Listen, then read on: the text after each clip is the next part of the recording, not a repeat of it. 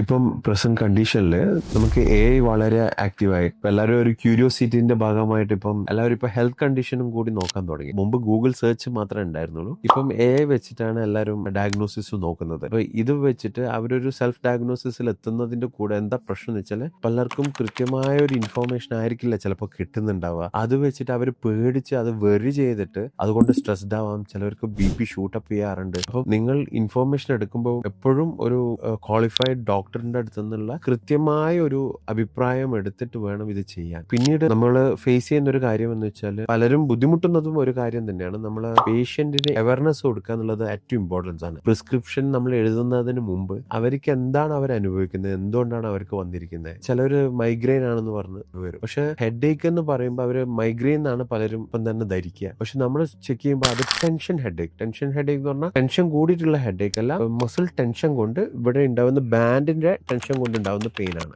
നിങ്ങൾ ഇത് കാണിച്ചു കഴിയുമ്പോൾ നിങ്ങൾ സെൽഫ് ഡയഗ്നോസിസ് പറയുമ്പോൾ നിങ്ങൾ ഈ കണ്ടീഷൻസ് വായിച്ചിട്ടാണ് പോവുക. അതേ കണ്ടീഷൻ സിമിലർ നിങ്ങൾക്ക് ഉണ്ടെന്ന് പറഞ്ഞിട്ട് ഇതാണ് നിങ്ങളെ ഹൈലൈറ്റ് ചെയ്തിട്ട് ഡോക്ടറെ അടുത്ത് പറയാം. അപ്പോൾ ഡോക്ടറിന്റെ ഡയഗ്നോസിസിനെ വരെ ഇത് ബാധിക്കും. കാരണം നിങ്ങൾ ഈ പറഞ്ഞ കാര്യമാണ് ഡോക്ടർ മുഖവിലേക്ക് എടുക്കുക. അപ്പോൾ ഡോക്ടർ പറയുമ്പോൾ അതൊക്കെ ഉണ്ടോ, അപ്പൊ അത് സിമിലർ ടു ദ ഡിസീസ്. എപ്പോഴും നിങ്ങൾ ചെല്ലുന്ന ആൾക്കാരടുത്ത് കൃത്യമായ നിങ്ങളുടെ പ്രശ്നങ്ങൾ പറയാ, നിങ്ങളുടെ കണ്ടുപിടുത്തങ്ങൾ പറയാതിരിക്കുന്നതാണ് എപ്പോഴും നല്ലത്.